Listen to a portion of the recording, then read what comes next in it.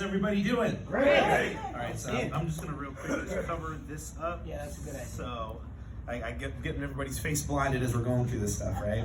So first and foremost, man, you guys are an incredible hierarchy. I say this because I really believe that in the next 10 years, if we really pay attention, we're going to be able to do something completely monumental, something that has not been done in New England since Richie and Carol put their base shop, their hierarchy to be $1 million hierarchy. I really believe, without a shadow of a doubt, that we're in an abnormally, it's not the right word, but we have an above average hierarchy. Does that make sense? Yeah. Our hierarchy, our people know how to make money. Our people know we're fundamentally sound, and I think that there's a key to building a base shop or becoming a regional vice president. There's some fundamentals that you guys have to establish to make that happen. So I put down, I was talking to Luke last night about some of what I was going to talk to you about. The first thing, there's 5 points that I want you guys to think about right now. First thing is alignment. In order to become a regional vice president, you've got to have alignment with your regional vice president. And there's a couple reasons why. I'm going to ask you guys a question. Who promotes you to regional vice president? You're a regional vice president. You're a regional vice president. Who wants you to become a regional vice president? You're a regional vice president. Right? Who has a vested interest in you? Me. You. Right. Okay. So my question is, why would you buck the system? If your regional vice president wants you to win, wants you to become a vice president, what sense does it make to try and do something different than what your regional vice president is telling you to do? Right? I've heard people use it, you're brown nosing this and that. I want to make a 6-figure income. I have a brown nose. You understand what I'm saying? Right? So I want to be a regional vice president. My wife and I want to be RVPs. So the thing is, I need to have Luke be able to have with 100% certainty that he feels confident for that to happen. Yep. You follow me? Mm-hmm. So if he says, Chris, I need you to do this, I need you to go here, I'm doing it. And it wasn't a question of whether it made sense or not. I was going to be in 100% complete alignment of what Luke and Kim were saying. Now here's the secondary thing, right? Since I've been out of Sam and Deb's base shop, I feel like in this last month, I haven't talked to them as much as I have over these last 30 to 45 days.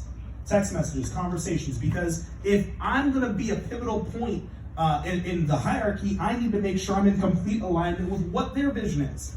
So Jen and I, in our hierarchy, or our base shop, we're going to put ourselves in position to be a big component to this $1 million run. So who's coming with me on that? Yep, you bet.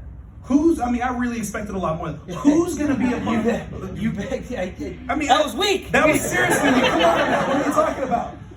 But here's the thing, right? I don't mean to get crazy on it, but here's the thing. Right. If we're going to be the catalyst to make something happen, the excitement about being a part of $1 million run needs to be significantly higher than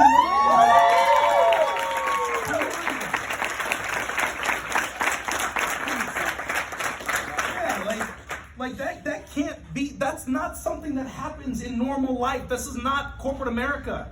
Right? Where they make $1 million and it's like, hey, listen, I drive a Ferrari, I drive a Bentley, and if you work doubly hard, I can get another one. Yeah. That's not what this is. You see what I'm saying? So look, alignment is the first thing. The second part is skill set. Having a solid skill set, right? Your base shop has an SOP. For military folks, you guys understand it's a standard operating procedure. There is a play that your regional vice president has. How does your RVP do his presentation? Is the exact way that you should do your RVP, that you should do your presentation.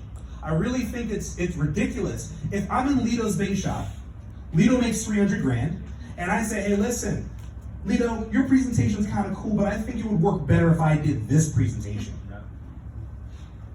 Does that sound ridiculous? Yes. Right? It's like your child going to your house and say, hey, Mom, listen, I know you say I should clean my room and different things like that, but I don't think I should do that. I think I should run the house like this.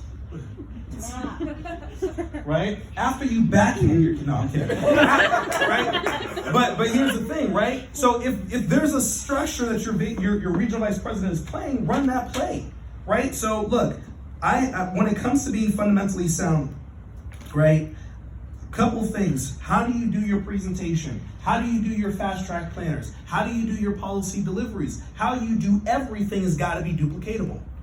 So if you're in, if you've been trained by me, stand up real quick. Okay? You too. Okay. Yeah, you got training with me. You too. You too. Y'all too, right? So let's show of hands who's a district leader or been licensed or what have you in this situation. So anybody that's gone on a presentation, every one of them have gone through the exact same process. When I hear her do presentations and say certain things, the same thing that he says, the same thing that she says, same thing that he says, which all comes back to the same thing that he said. Mm-hmm. Does that make sense? Yeah. Everybody in this row is licensed. Everybody in this row has gotten promoted to district leader or above. So what's the point I'm trying to make to you? You gotta have a system that each person can walk in and buy into. I don't know any other way to become a regional vice president, because if I want to be an RVP and I want a team and build development and all that type of stuff, everybody's got to run the same thing. So being fundamentally sound, having the skill set to do so is going to be crucially important. Another thing is being able to kill every kind of policy.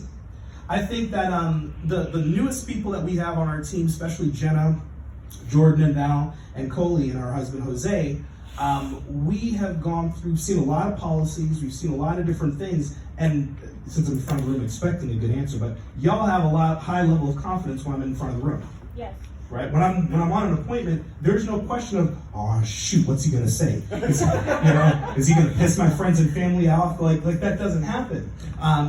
Jen and I, we went on an appointment 2 nights ago, and we just closed the transaction today. Woman had 3 different types of policies: accidental death, universal life, and term.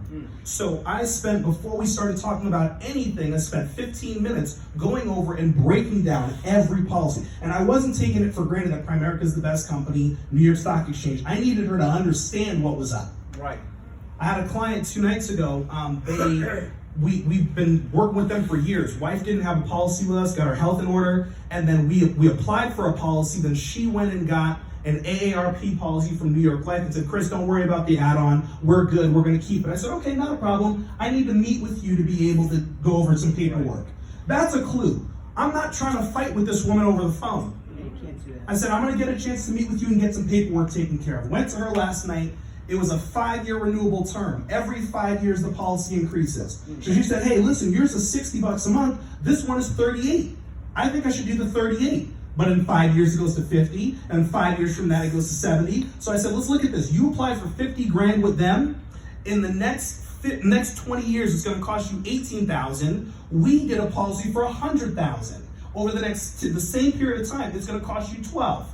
Would you rather spend $8,000 more for 50 grand less? No. I think we should just cancel the New York Life one and keep it. Does that make sense? Right. But the point is, there was complete confidence walking into that appointment. Didn't waver, didn't shake. They weren't going to break me. Does that make sense? Because we do what's right for the person. Right. Does that make sense? Yeah. So making it a point to get that in line, right? So I'm going to blow through these things really quickly. Next thing is commitment, right? The question is that we have every person in this room has a meeting that's coming on this week, whether it's Wednesday night op, Tuesday night op, Thursday night op. The question is, are you going to be there? Yes. Okay, now here's the thing. It shouldn't be a question. Right. You're right. Shouldn't be a question. Right. In the last 5 years, I've missed 2 meetings, 2 funerals. So what does that mean? In Chris Foreman and Jen Foreman standard, unless you die, I'm not leaving the meeting. Does that make sense? Yep. Yes. So if I can't see you in the meeting, how can I vouch for you? You bring a new person into the bake shop and say, hey Chris, this is my new person. I say, oh yeah, I'm gonna talk good for you, but in the back of my mind, she don't even show up. So this is a person that I'm gonna develop a relationship until you quit. Mm-hmm. Does that make sense? Yep. But I don't know, I haven't been to Sammy and Debbie's meeting in the last 5 years, but I promise you over the last 5 years, Debbie's never missed a meeting. Does that make sense? Yes. Unless they're in Florida, that's the only option, right? But you understand the point. The commitment is, can the people that you recruit, can they vouch for your commitment in the business? Can they vouch for that? I don't know what's going on 3 Wednesdays from now, but I bet you I'll be at a Bay Shop meeting. Does that make sense? Mm-hmm. So the commitment is crucially important. Passion. Nobody wants to follow somebody who's a dadgum, dull, disillusioned crybaby, right? If you don't have excitement, people are not going to follow you. right? It's not gonna happen. And belief. I think right now at this point, it's pretty evident we believe that we're gonna be regional vice presidents. More so than we've ever felt before. So here's the thing. I wrote down a couple things that I think really, really hit me. And so it's not important when you go RVP as much as it's important on how you go RVP. So if you screw up a regional vice president promotion, it's gonna take you years for you to recover from that mess up. Does that make sense? Yes. So I can't tell you how frustrated I've been over the last few years, feeling like, man, I should have been an RVP, should have been an RVP, should have been an RVP. But the thing is, in all reality, I wasn't ready to be a regional vice president. I wasn't ready. As much as you can put time behind it, I wasn't ready. So what happened is, when Luke was in the same place that I was, he was pushing to get up to RVP, he was working hard, built a great base shop, but didn't get to the next level. Few months before he went RVP, he crammed a bunch of activity. Right now, we've crammed a bunch of activity to the point where Coley and Jose, district leader, she's been with me for what? You hit your 90 days a few weeks ago. Right now, #1 district leader in the state of Massachusetts. Wow.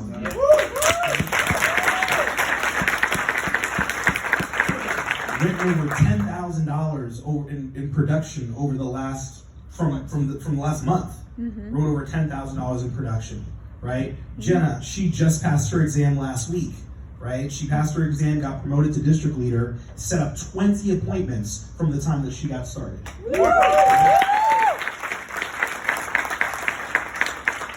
Jordan and Val, they've been with us about going on like 4 or 5 months or so. About 6, yeah. About 4 or 6 months, what have you. And so the thing is, same situation. They came in gangbusters. She got licensed, he got licensed, both in the field, both independent, right? I can already bet money they'll have the largest attendance when it comes to district leader attendance for the gala tonight.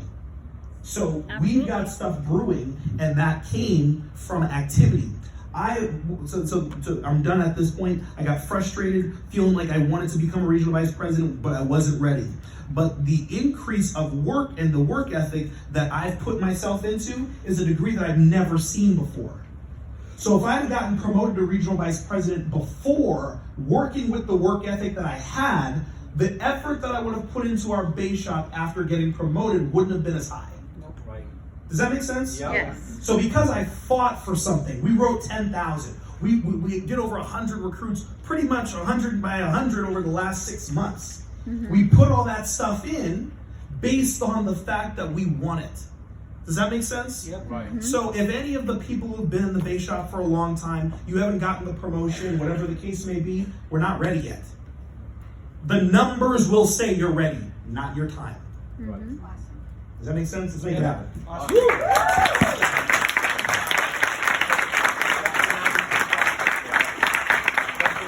That's definitely an RVP spot. He's exactly right. But the thing that blows you away is he brought up 3 brand new couples that he's recruited and trained in the last 6 months, within the last 6 months. If you want to know the key to becoming a regional vice president, that's it. So when he says he's had more activity than he's ever had, that's the reason why. You want to know why he's getting ready? That's why. You're trying to be a regional vice president? Follow that.